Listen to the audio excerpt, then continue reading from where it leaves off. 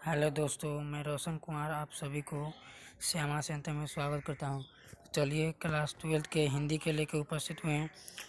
देखते हैं हिंदी का क्वेश्चन जो मोस्ट वीवीआई क्वेश्चन है, एग्ज़ाम के लिए बनाया जा रहा है। चलिए क्वेश्चन की तरफ बढ़ते हैं।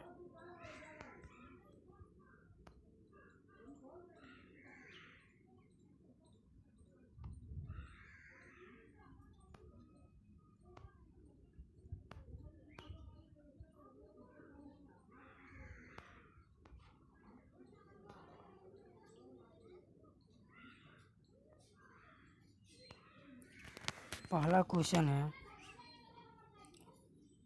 कि लहाना सिंह के गांव में आया तुर्की मौलवी क्या कहता है। पहला क्वेश्चन है कि लहाना सिंह के गांव में आया तुर्की मौलवी क्या कहता है। तो लहाना सिंह के गांव में आया तुर्की मौलवी कहता था कि जर्मनी वाले बड़े पंडित होते हैं। वे वेद पढ़ के विद्वान विवान चलाने की विद्या सीख गए हैं और मंदी में बनियों को बहकाता था कि डाक खाने से रुपया निकाल के लाओ, सरकार की राज जाने वाला है। कुछ समझते हैं क्या कहते हैं कि लहाना सिंह के गांव में आया तुर्की मौलवी क्या कहता है। तो लहाना सिंह के गांव में आया तुर्की मौलवी कहता है कि जर्मनी वाले बड़े पंडित होते हैं। वे वेद पढ़ के विमान चलाने की भी विद्या सीख गए हैं और तो और वह सब्जी मंडी में बनियों सबको बहकाता था कि दाग खाने से रुपया निकाल के लाओ, क्योंकि सरकार के राज जाने वाला है। समझ में आया। चलिए नेक्स्ट क्वेश्चन की ओर बढ़ते हैं।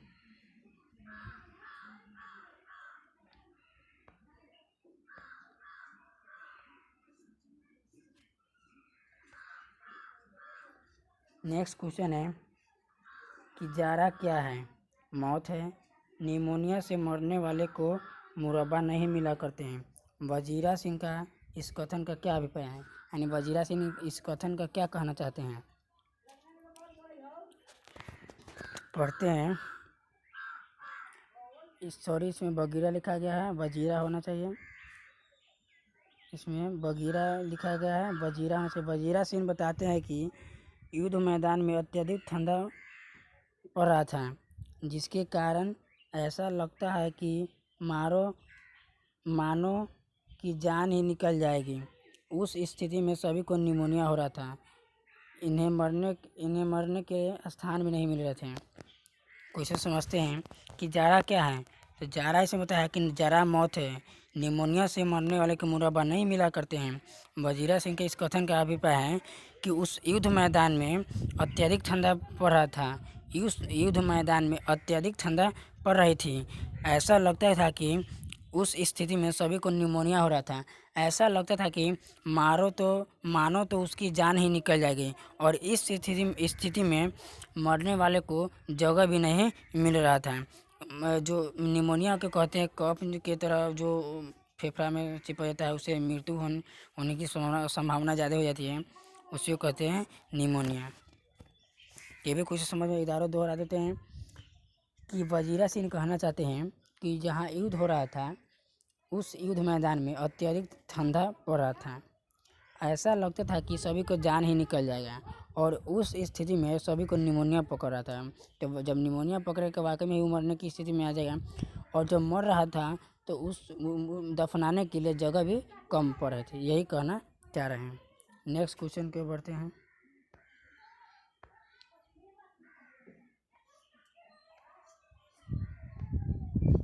नेक्स्ट क्वेश्चन है कि आर्ट ऑफ कन्वर्सेशन क्या है। आर्ट ऑफ कन्वर्सेशन क्या है। तो यह बात करने की एक कला होती है, जिसमें बातचीत के दौरान चतुराई के साथ प्रसंग छोड़े जाते हैं, जिन्हें सुनकर लोग बहुत खुश होते हैं। यह कला यूरोप के लोगों में ज़्यादातर पाई जाती है। समझते हैं क्वेश्चन क्या कहते हैं। आर्ट ऑफ कन्वर्सेशन क्या है, यानी कि यह बातचीत करने की एक ऐसी कला होती है जिसमें चतुराई के साथ, बेखूबी के साथ एक अच्छा सा वर्ड फेंका जाता है, एक अच्छा सा वर्ड सुनाया जाता है, जिसे सुनकर लोग अत्यधिक खुश होते हैं। और यह कला यूरोप के लोगों में ज़्यादातर पाए जाते हैं, जिन्हें सुनकर न किसी को गुस्सा आता है, हमेशा प्रेम की भावना जगने लगता है। इसी प्रकार सभी को प्रेम से बात करना चाहिए। नेक्स्ट क्वेश्चन के बढ़ते हैं।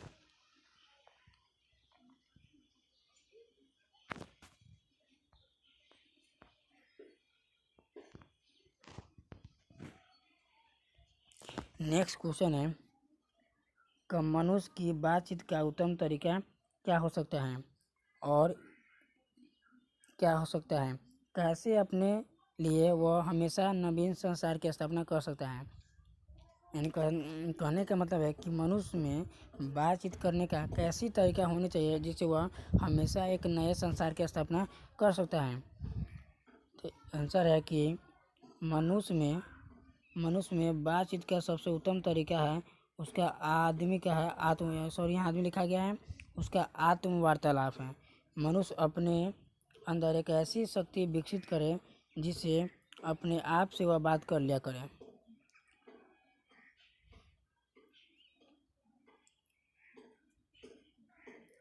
आत्म वार्तालाप इसलिए ज़रूरत है, ध्वनि इसमें लिखा गया, आत्म वार्तालाप इसलिए ज़रूरत है जिसके लिए जीभ पर यानी जीभा पर काबू पाया जा सके और दूसरे को दूसरे दुख ना हो। कुछ समझते हैं, थोड़ा ऐसे टाइप में गलती हो गया है, कुछ समझाते हैं, ध्यान से समझिएगा। कह रहा कि मनुष्य की बातचीत का उत्तम तरीका क्या है, तो मनुष्य की बातचीत का सबसे उत्तम तरीका है, अच्छा तरीका है उसका आत्म वार्तालाप। आत्म वार्तालाप इसलिए ज़रूरत है ताकि क्रोध पर नियंत्रण पाया जा सके, जिससे दूसरे को कष्ट ना हो। और जब भी कोई बात किसी को करना होता है तो अपने आप से पहले बात कर लिया करें और जहाँ रखना है वहाँ प्रस्ताव रखे। उससे अच्छा कोई क्या है बात नहीं हो सकता है, जिससे सभी लोग खुश होंगे और सम्मान बढ़ेगा। इसीलिए आत्म वार्तालाप जरूरत है ताकि क्रोध पर नियंत्रण पाया जा सके। नेक्स्ट क्वेश्चन के बढ़ते हैं।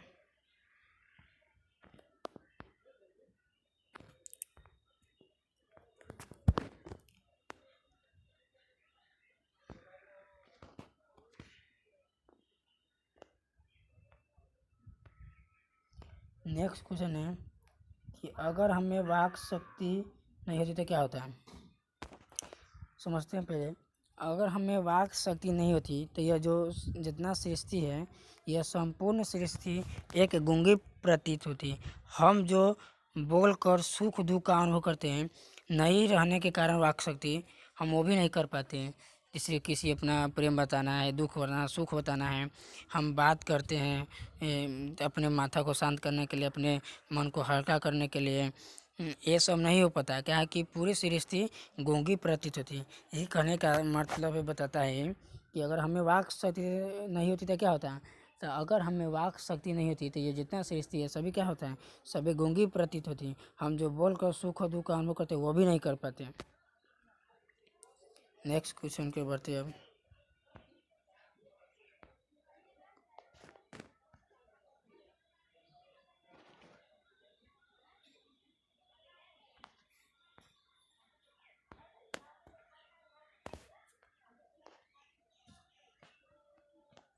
नेक्स्ट क्वेश्चन है कि बाजा बजाना का क्या अर्थ है। बाजा बजाने का क्या अर्थ है। तो बाजा बजाना का अर्थ गुणगान करना या किसी व्यक्ति की प्रशंसा में विवेकपूर्ण बातें करना या प्रशंसा के गीत गाकर उसे खुश करना है। समझते हैं गाना बजाने का क्या कहते हैं, यानी बाजा बजाने का क्या अर्थ है। तो बाजा बजाने का जो अर्थ है गुणगान करना, यानी किसी को खुश करना है, किसी व्यक्ति की प्रशंसा में विवेकपूर्ण बातें करना या प्रशंसा के गीत गाकर उसे खुश करने का प्रयास करना। जैसे कि नेता से होता है, नेता के जो चमचा होता है ना, वो क्या है दूसरे को कहता है कि जीतने के बाद ये देंगे वो देंगे, यानी कि अपनी बात से दूसरे को क्या करता है, खुश करने की प्रयास करता है। यही गाना बजाना का यानी कि बाजा बजाने का अर्थ है। नेक्स्ट क्वेश्चन की ओर बढ़ते हैं। नेक्स्ट क्वेश्चन है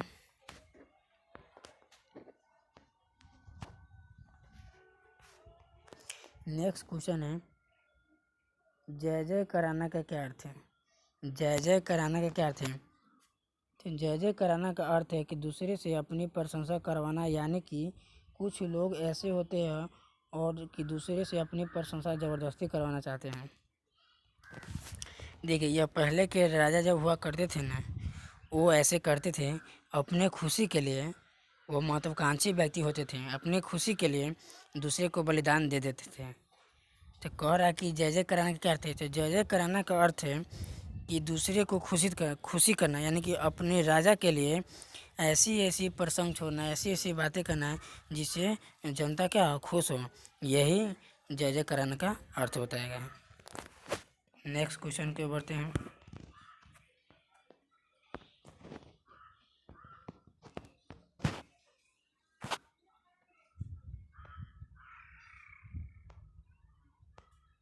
नेक्स्ट क्वेश्चन है, कबीर ने भक्ति को कितना महत्व दिया है?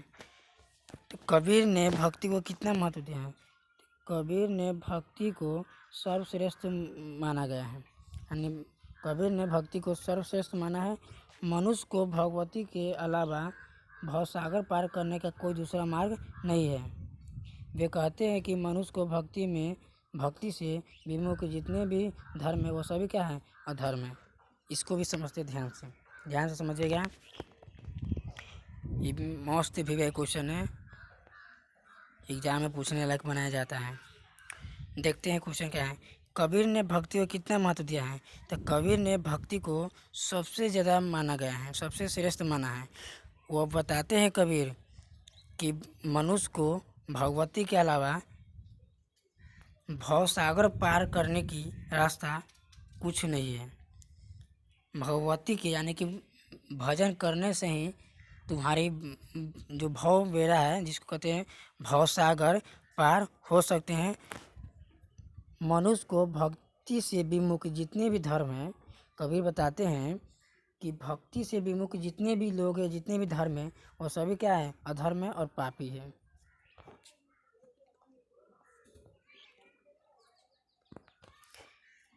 इस टॉपिक का सबसे लास्ट क्वेश्चन है। यह क्वेश्चन मोस्ट VVI क्वेश्चन है, एग्जाम के लिए ये महत्व है। ये मोस्ट VVI क्वेश्चन है, समझते हैं इसको।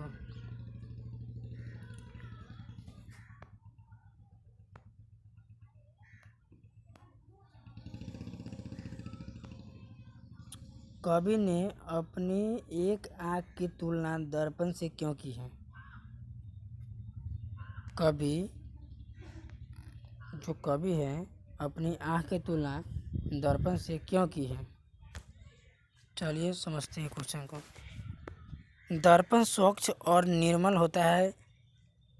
जैसे हम ऐनक में, आईने में जैसा चेहरा देखना चाहते हैं वैसा देख पाते हैं, ठीक उसी प्रकार कवि की जो आँखें हैं एक ही नैन है।